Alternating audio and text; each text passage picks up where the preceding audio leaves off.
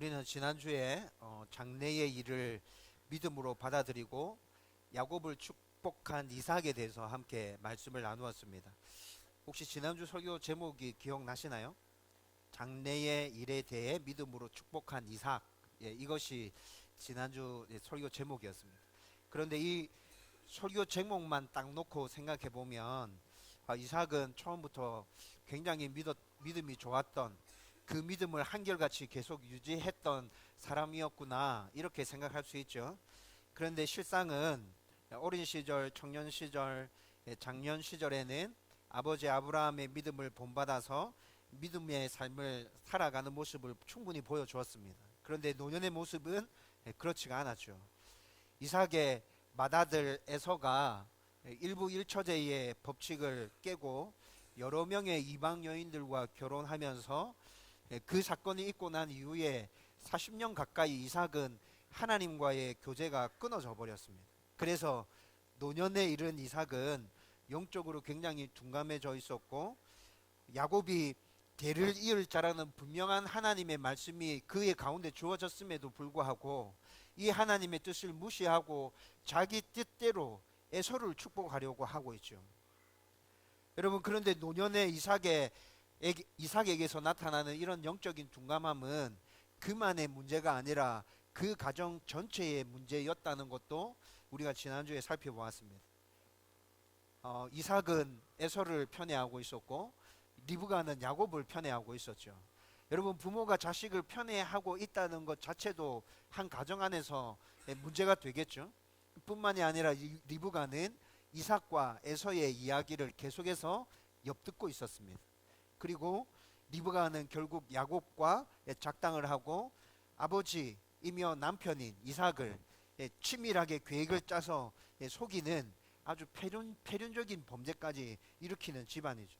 이런 모든 것들을 다 살펴보면 이 집안은 정말 영적으로 둔감한 집안이며 하나님과 별로 상관없는 삶을 살아가는 집안이구나 라는 생각이 충분히 들게 하죠.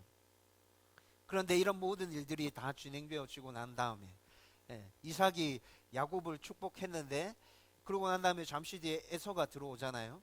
에서가 들어왔을 때 좀 전에 축복을 받아간 놈이 야곱이구나 라는 사실을 알게 되면서 하나님의 임재에 두려워 떨었고, 그때부터 이삭이 40년 가까이 하나님과의 교제가 없었던 그 이삭이 그제야 비로소 하나님의 역사를 깨닫고 하나님의 임재에 두려워 떨게 되고 다시 철저히 하나님 앞에 엎드려지는 그런 모습을 우리가 지난주에 살펴보았지 않습니까?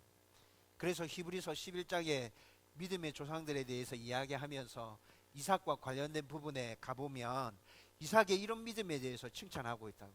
노년의 삶 가운데서 오랫동안 하나님과 교제가 끊어졌고 교대하지 않았지만 한 사건을 계기로 다시 하나님의 임재가 느껴지고 하나님께서 다시 말씀해 주시는 것들이 깨달아졌을 때 주저함 없이 돌아섰던 이삭. 여러분, 그 믿음에 대해서 히브리서에서는 이삭을 칭찬하고 있다고요. 여러분, 우리가 보기에는 작년 때까지는 그래도 믿음으로 잘 살았지만, 목사님 노년에 40년 가까이 하나님과 동행하지 않은 삶을 살았다면서요. 이삭이 그렇게 살면서 이삭 가정에서 나타나는 모습은 세상 사람들과 다를 바가 뭐예요? 하나님 믿지 않는 사람들과 똑같은 삶을 살고 있잖아요. 그런데 이 사람이 어떻게 믿음의 사람이에요? 라고 반문할 수 있죠. 그렇지만 여러분, 이삭이 단 한순간에 하나님의 임재가 느껴졌을 때 완전히 돌아서서 하나님 앞에 엎드렸던 그 삶의 모습은 정말 시인의 위인다운 모습이었습니다. 여러분들의 모습을 한번 생각해 보십시오. 여러분, 지금까지 신앙생활 해오면서 하나님과 이렇게 맞닥뜨렸던 기억이 있잖아요. 여러분, 그렇게 맞닥뜨렸던 그 일들 있잖아요. 여러분, 그런데 그 일과 관련해서 내가 하나님을 깊이 만났던 그 부분에서 지금 하나님 앞에 모든 것들을 다 내어드리고 있습니까?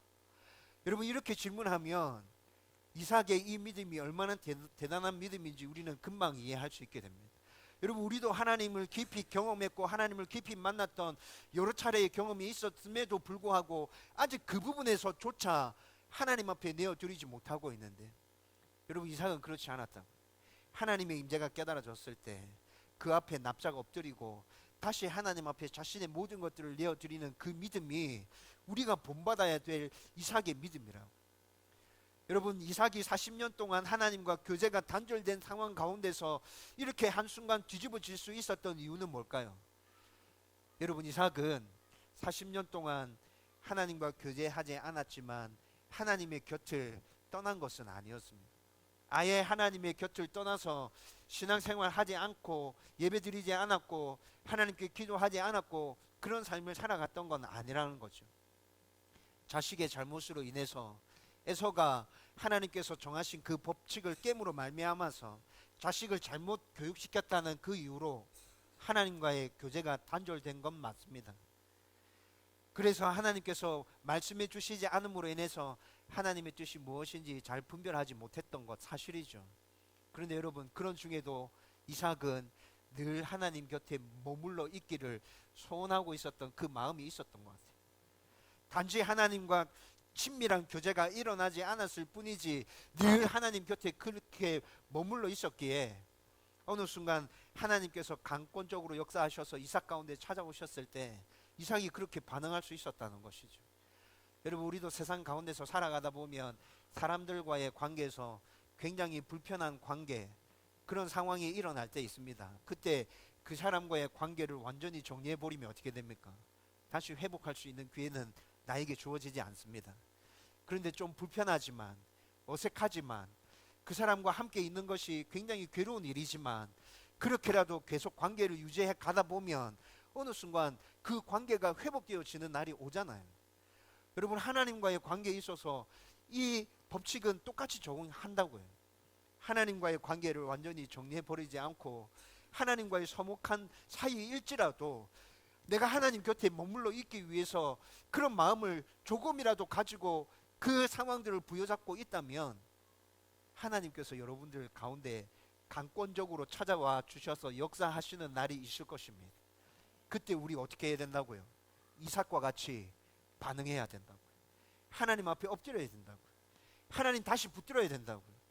여러분, 그렇게 하면 우리도 이삭과 같은 믿음의 사람이라는 칭호를 받을 수 있게 될 것입니다. 저와 여러분들이 이런 은혜가 넘쳐나게 되기를 주님의 이름으로 축원드립니다. 여러분, 이제 오늘은 야곱에 대해서 함께 말씀을 나누려고 합니다.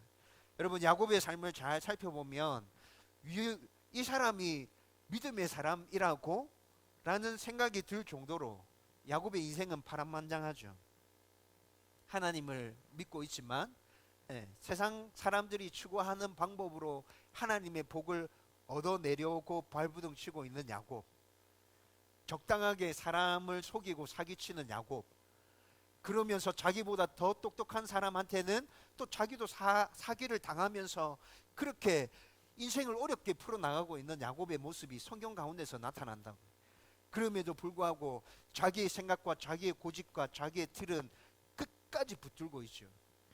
그 틀 안에서 뭔가를 이루기 위해서 발부둥 치고 있는 야곱의 모습이 성경에 나타나고 있는 야곱의 모습이라고요.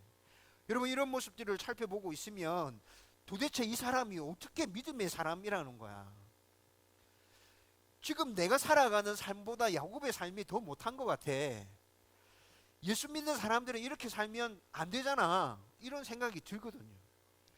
그런데 여러분, 야곱의 그런 모습들 가운데서 우리가 정말 관심을 가지고 바라봐야 될 모습이 어떤 것이냐면 하나님께서 그런 야곱을 찾아오신다는 것입니다. 그리고 하나님께서 그 야곱을 바꿔 가신다는 것이죠. 여러분, 오늘 말씀 가운데서 그런 모습이 분명하게 나타나고 있습니다.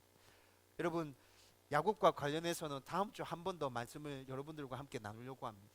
여러분, 이렇게 야곱과 관련된 말씀들을 함께 나누면서 정말 나와 비슷한 모습이고 세상 사람들과 비슷한 모습으로 살아가는 이 야곱 가운데 역사하시는 그 하나님, 그 하나님은 지금도 동일하셔서 나의 삶 가운데 역사하시는 그 하나님, 나의 아버지 되신 그 하나님, 그 하나님을 발견할 수 있게 되기를 주님의 이름으로 축원드립니다.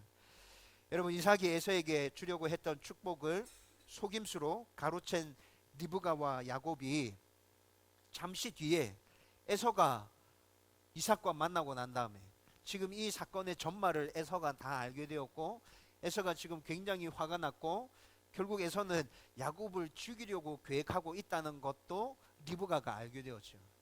그래서 지금 이 모든 거짓말의 주도적인 역할을 했던 리브가가 또 나서서 잔머리를 굴리고 있습니다. 그래서 야곱의 결혼을 핑계로 대면서 하란에 있는 외삼촌 라반의 집으로 너 지금 도망가야 된다. 너 빨리 도망가라. 너 지금 형이랑 너랑 같이 있다가는 형이 너한테 무슨 짓 할지 모른다. 그러니까 너가 싫어도 지금 어쩔 수 없이 그렇게 가야 된다. 리브가가 야곱을 설득하고 또 리브가가 자기 남편 이삭을 설득해서 야곱을 하란에 있는 라반의 집으로 떠나보냅니다. 여러분 지금 오늘 우리가 읽었던 말씀 가운데서 야곱이 살았던 곳이 브엘세바라고 나왔거든요. 지명이. 그런데 지금 브엘세바에서 하란까지 가게 되는 거죠. 그 거리는 900km 정도 떨어져 있습니다. 여러분 이때 이 당시에 걸어서 이동하던 시대에 900km 정도의 거리가 떨어진 곳이라면 한 달 넘게 여행을 해야 되는 곳이죠. 여러분 그리고 야곱이 외삼촌이지만 라반의 집에 가본 적이 있을까요? 없죠. 여러분 900km나 떨어져 있는데 그 길을 어떻게 갔다가 다시 돌아올 거예요. 여러분 이때 이 당시에는 그냥 외삼촌 라반이 하란에 산다 이 정도 알고 있는 것이지 제가 추측하기로는 야곱은 라반을 직접 만났던 적도 없었을 거고 하란에 가봤던 적도 없었을 거예요. 근데 지금 상황이 어쩔 수 없어서 지금 그곳으로 향하고 있습니다. 그리고 지금 하란으로 가고 있는 중에 베델이라는 곳에 이르러서 오늘 우리가 읽었던 이 본문의 사건이 지금 일어나고 있는 것입니다. 브엘세바에서 베델까지는 한 100km 정도 떨어져 있는 곳이에요. 100km라고 하면 그때 그 당시에 여행하는 속도로 생각해 보면 한 3일 정도 여행을 한 거죠. 3일 정도 여행해서 베델에 도착하고 난 이후에 이 사건이 벌어지고 있는 것이죠. 그리고 또 이 사건이 벌어지고 있을 때 야곱의 나이는 77세로 추정이 됩니다. 여러분 이때 이 당시에 77세면 지금 우리가 살아가고 있는 이 상황에서의 나이로 바꾸어서 말하면 30대 후반이나 40대 초반 정도 되는 나이입니다. 실제로 야곱은 140세에 하나님의 부름을 받아서 죽게 되죠. 여러분 그런 상황들을 쭉 생각해 보면 77세의 야곱이 지금 우리로 지금은 30대 후반, 40대 초반 그 정도 된다. 이렇게 생각해 볼 수 있죠. 야곱은 80이 넘어서 결혼하게 돼요. 그런 상황들을 생각해 보면 이런 것들을 다 충분히 생각해 낼 수 있는 것이죠.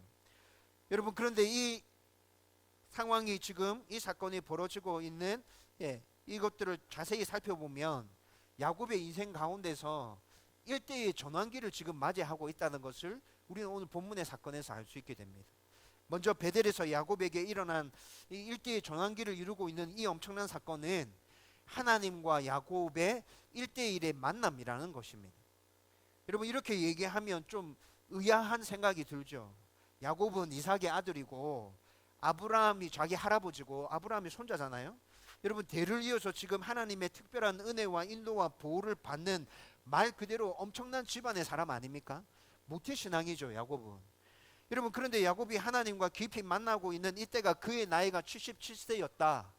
여러분 이거 좀 이상하지 않나요? 우리로 치면 30대 후반 40대 초반에 완전 믿음의 관점에서 바라본다면 완전 엄청난 집안에서 자라난 아이인데 그 아이가 30대 후반에 40대 초반에 지금 하나님을 처음으로 1대1 깊이 만나고 있다. 여러분 이거 굉장히 조금 이해하기 힘든 상황인 거죠. 지난주 말씀을 다시 떠올려 보면 야곱이 이렇게 하나님을 깊이 1대1로 만났던 경험이 전무했기 때문에 아버지를 상대로 해서 그렇게 패륜적인 범죄를 벌일 수 있었구나 라는 것까지 추측이 가능한 상황이 되는 거 아닙니까 지금? 여러분 이삭에게 큰아들 에서가 있었는데 그 큰아들 에서에게서는 믿음과 관련해서 크게 기대할 것이 없었습니다. 그래서 지난주 설교 말씀 나누면서 잠깐 언급해 드렸는데 에서가 이방 여인들과 결혼하는 것이 이삭과 리브가에게 근심거리가 되었다고 성경은 말씀해 주고 있었잖아요. 여러분 에서는 이렇게 믿음과 아예 동떨어진 생활을 하고 있어요.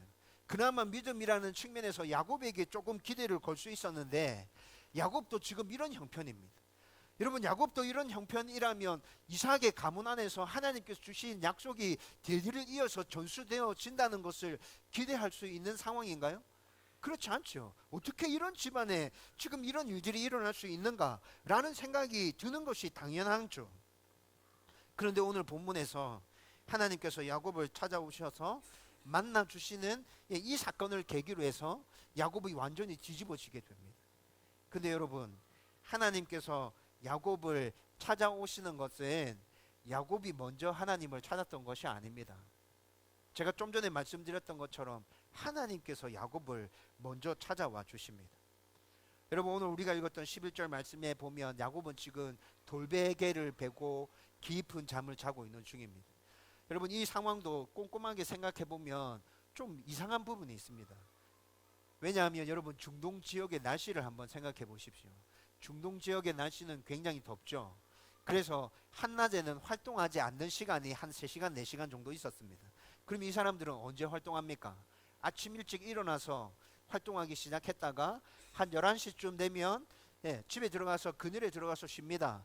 그렇게 쉬다가 3시나 4시쯤 되면 다시 나와서 일을 시작하죠. 그렇게 일을 시작하면 언제까지 일이 이어져요? 밤 늦은 시간까지 일이 이어진다고요. 이게 중동에서의 살아가는 사람들의 삶의 패턴이었다고요.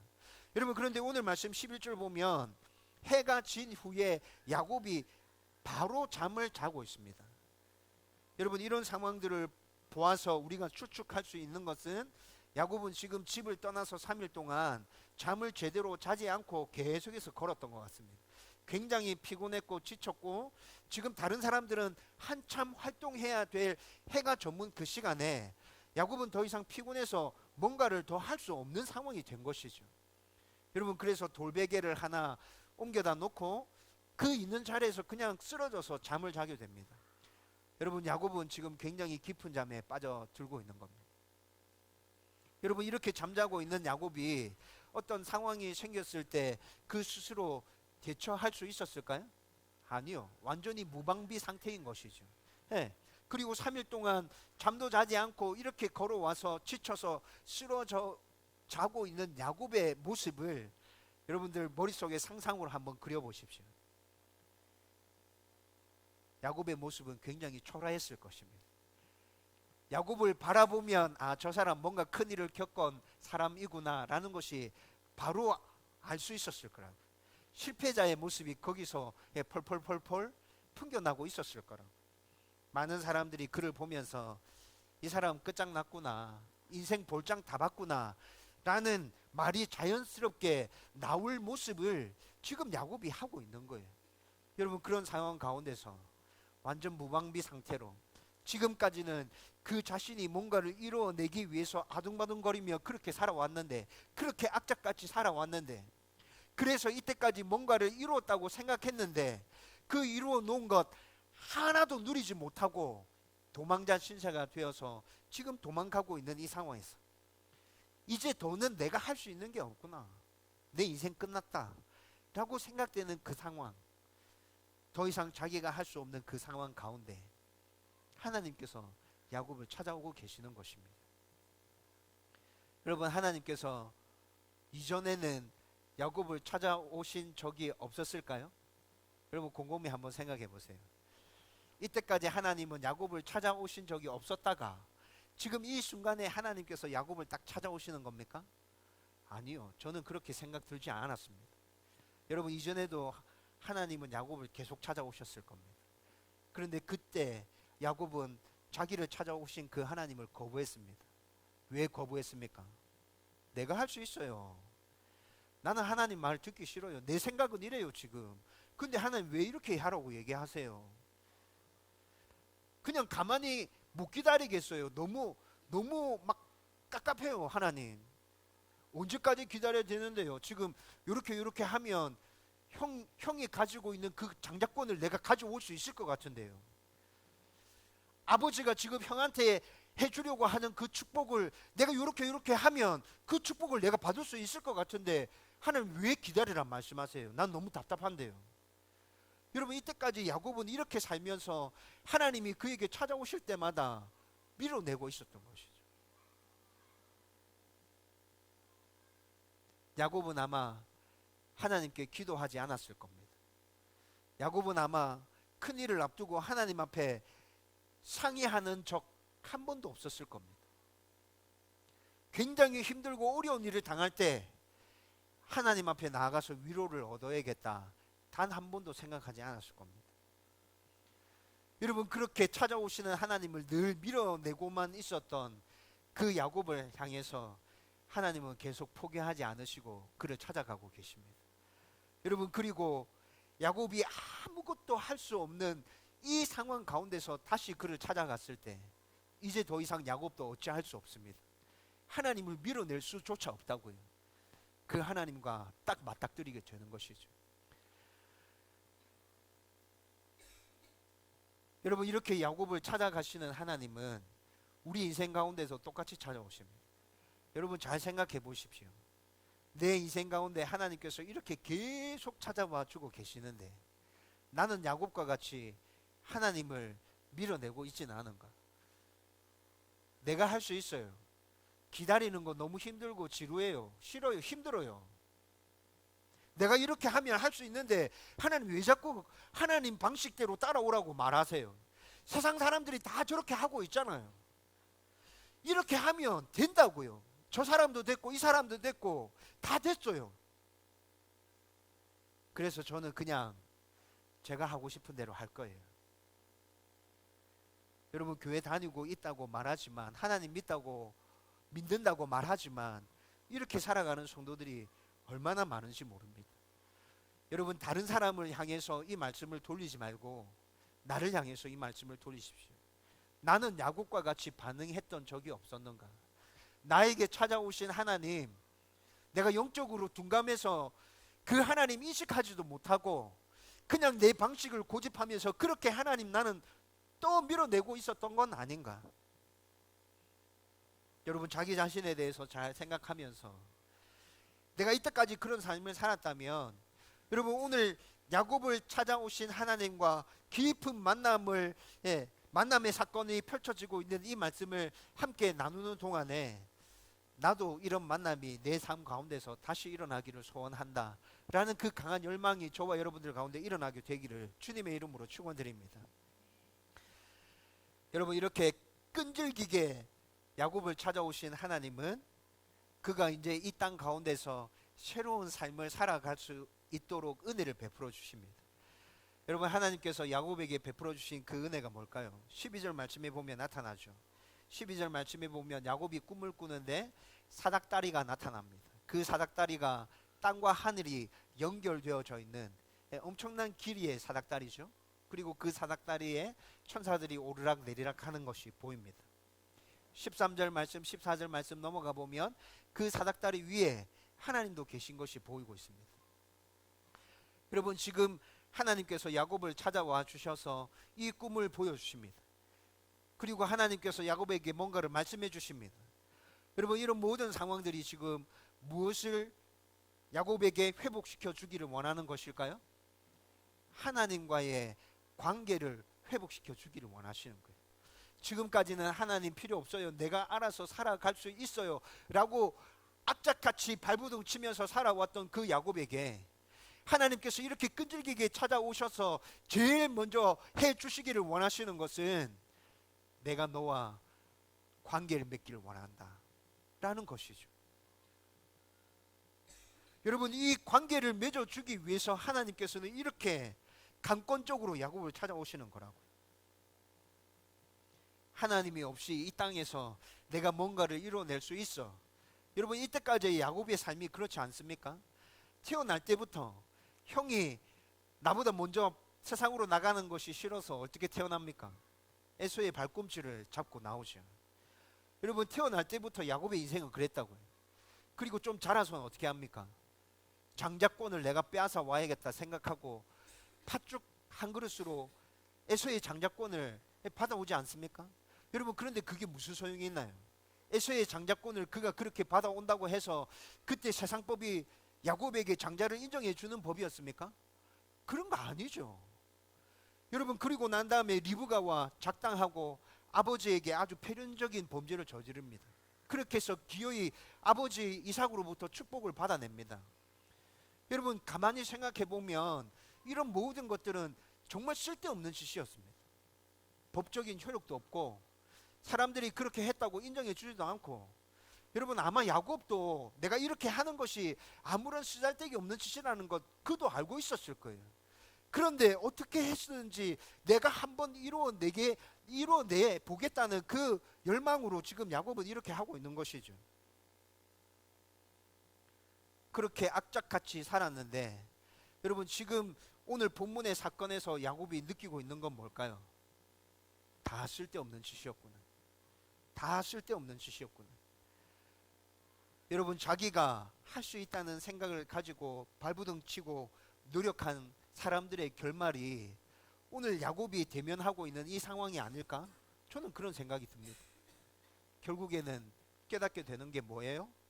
다 쓸데없는 짓이었구나.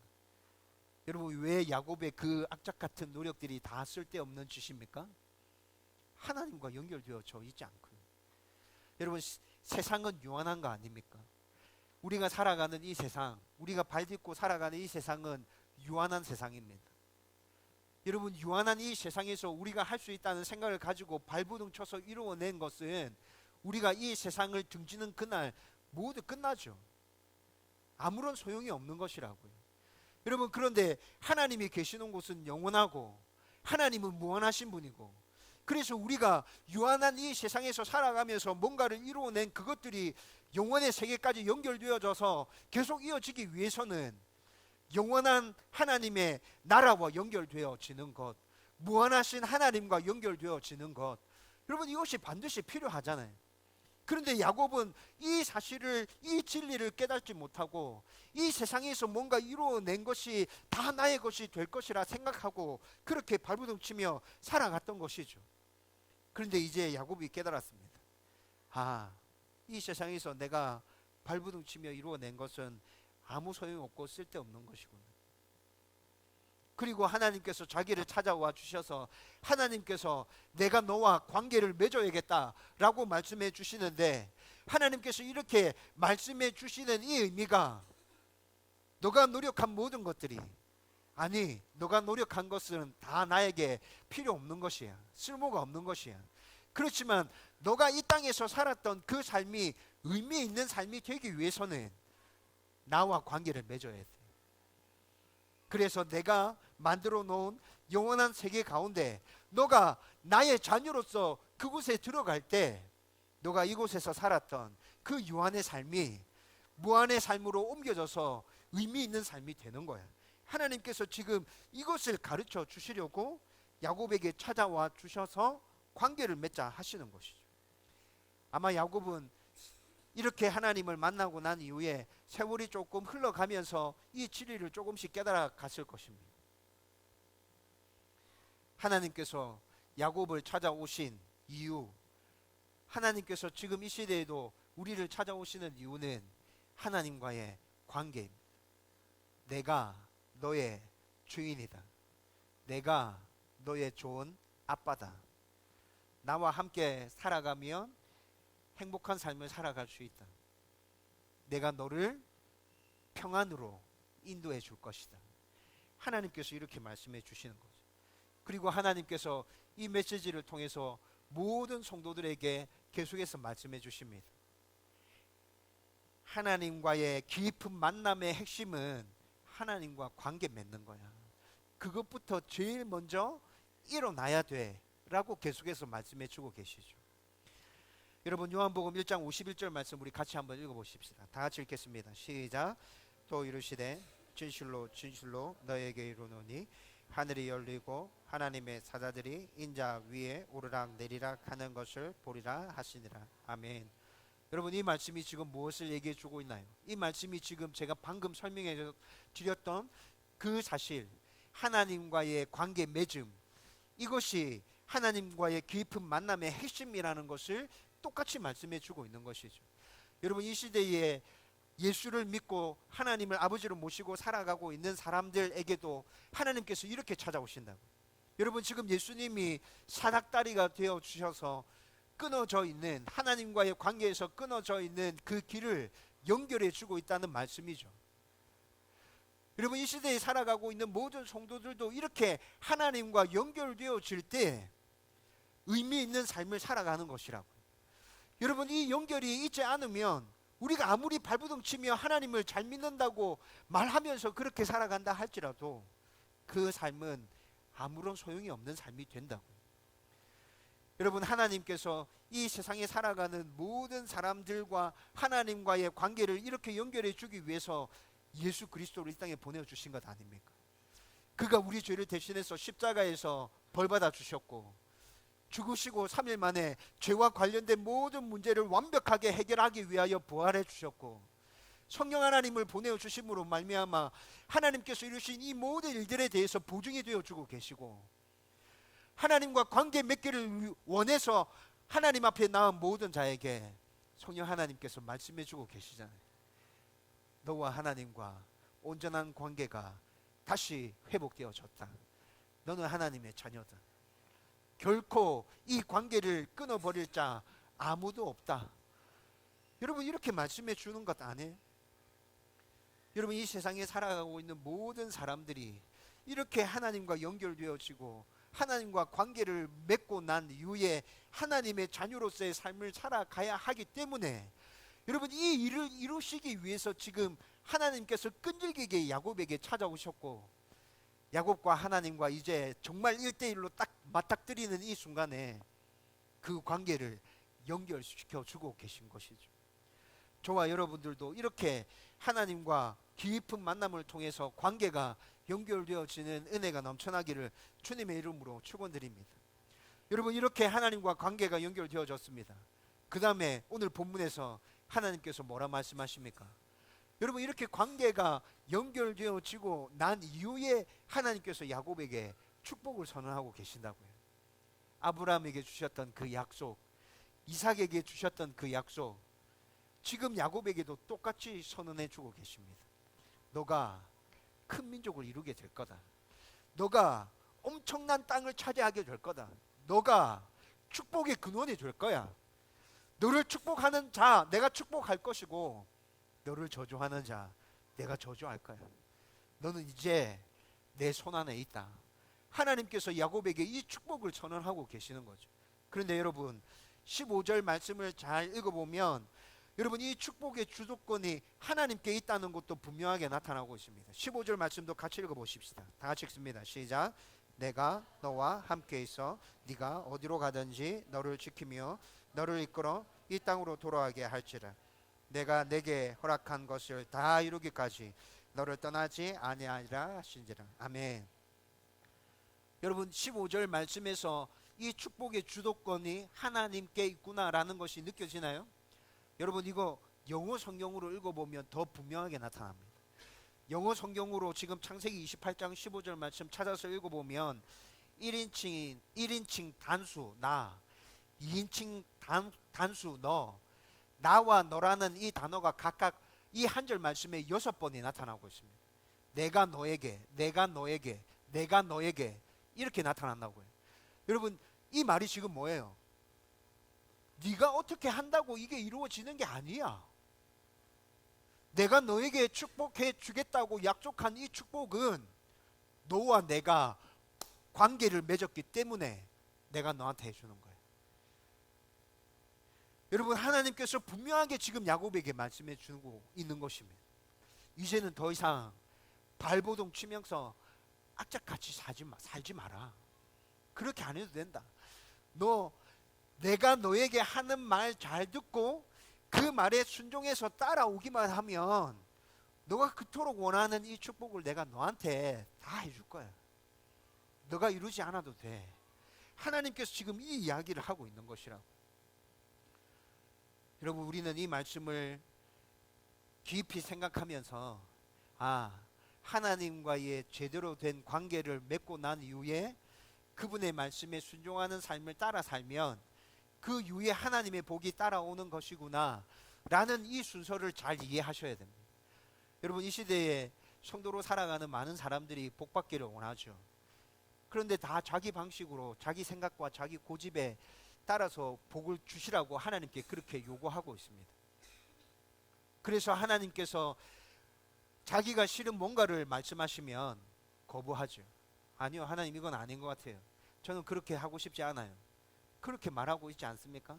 그러면서 자기가 뭔가를 할 수 있어서 내가 이 복을 얻어내야 된다는 생각을 가지고 아둥바둥 거리고 있습니다. 하나님은 어떻게 하시면 됩니까? 내가 필요할 때 단지 나를 찾아오셔서 도와주시기만 하면 됩니다. 내가 필요할 때 시도 때도 없이 찾아오시면 귀찮고, 내가 필요할 때만 찾아오셔서 나를 도와주시기만 하면 되는 분, 여러분, 그분을 하나님으로 믿고 있는 성도들이 정말 많죠. 근데 오늘 말씀 가운데서 하나님은 우리에게 분명하게 말씀해 주고 있습니다. 내가 너와 맺길 원하는 관계는 그런 관계가 아니야. 나는 온전하게 너와 관계를 맺고 싶어. 그렇게 온전하게 관계를 맺고 싶은 이유는 내가 가지고 있는 이 모든 복들을 너의 가운데 다 쏟아 부어 주고 싶어.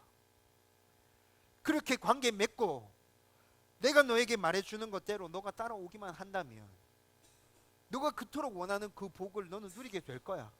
하나님께서 지금 이렇게 말씀해 주고 있다는 것입니다. 여러분, 저와 여러분들이 오늘 야곱의 이 사건을 통해서, 하나님을 만나는 야곱의 이 사건을 통해서, 아, 나도 하나님과 깊이 만나야겠다. 그 만남의 핵심은 하나님과의 온전한 관계의 회복이구나. 그리고 그렇게 관계가 회복되어지고 난 이후에 하나님께서 주시겠다 약속하시는 축복이 내 가운데 임하게 되는 것이구나. 여러분, 이 사실을 잘 이해하고, 여러분, 모든 삶 가운데 하나님과 깊은 관계를 맺어나가기 위해서 최선을 다해서 몸부림치며 소원하며 그렇게 하나님께 나아가는 저와 여러분들 되기를 주님의 이름으로 축원드립니다. 여러분, 이제 말씀을 정리하려고 합니다. 여러분, 오늘 말씀 가운데서 야곱은 이렇게 하나님과 1대1로 깊이 만나게 됩니다.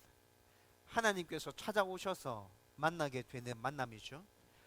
여러분, 그런데 야곱이 이 만남을 통해서 완전히 변화된 삶을 살까요? 아니요, 그렇지 않습니다. 여러분, 야곱은 이렇게 하나님을 만났음에도 불구하고 오늘 우리가 읽었던 20절에서 22절까지 말씀을 읽어보면 하나님을 상대로 해서 또 흥정하고 있는 야곱을 발견하게 됩니다. 하나님, 저에게 이렇게 해주시면 제가 하나님께 이렇게 하겠습니다. 야곱이 지금 이렇게 반응하고 있다고요.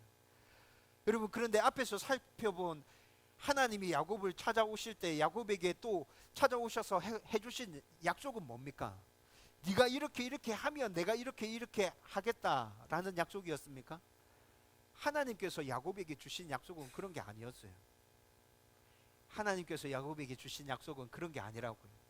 하나님께서 찾아오셔서 야곱과 관계 맺자고 말씀하실 때 그렇게 말씀하시며 관계를 맺자 하신 게 아니라고요. 그런데 야곱은 여전히 예전에 살아왔던 그 방식 그대로 하나님을 대하고 있는 모습이 나타나죠.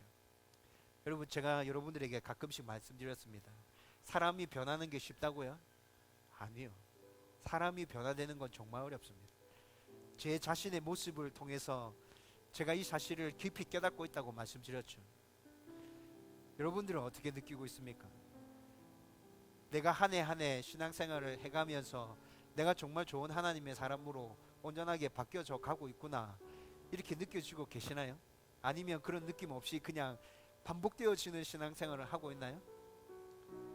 여러분, 우리가 인정해야 될 부분은 내가 잘 바뀌어지지 않는다는 것입니다.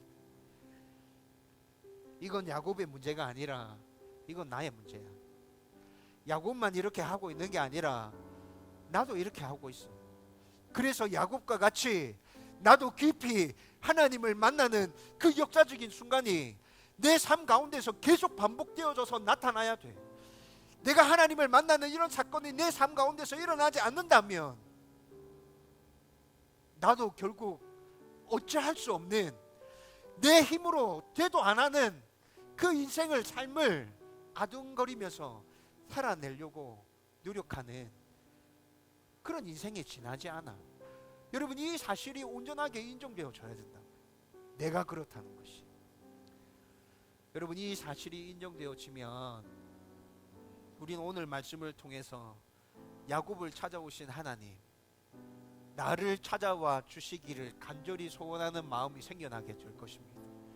하나님, 야곱을 찾아와 주셨는데 나도 좀 찾아와 주세요.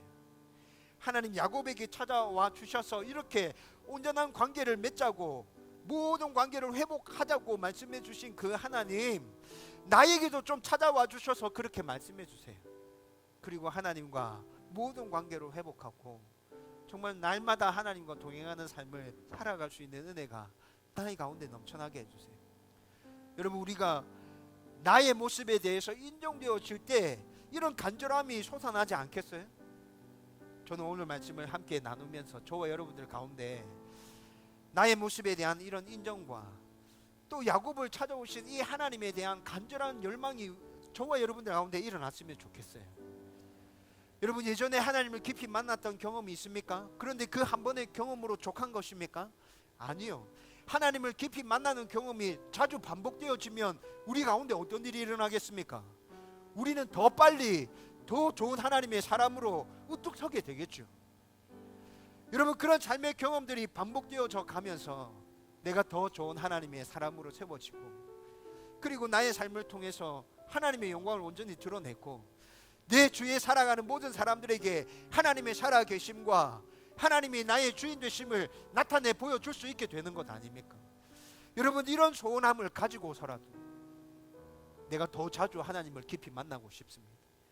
하나님과의 나와의 관계가 더 끈끈해지고 더 온전해졌으면 좋겠습니다. 하나님, 나에게 그런 은혜를 더하여 주옵소서. 이런 열망이 일어나게 되기를 주님의 이름으로 축원드립니다.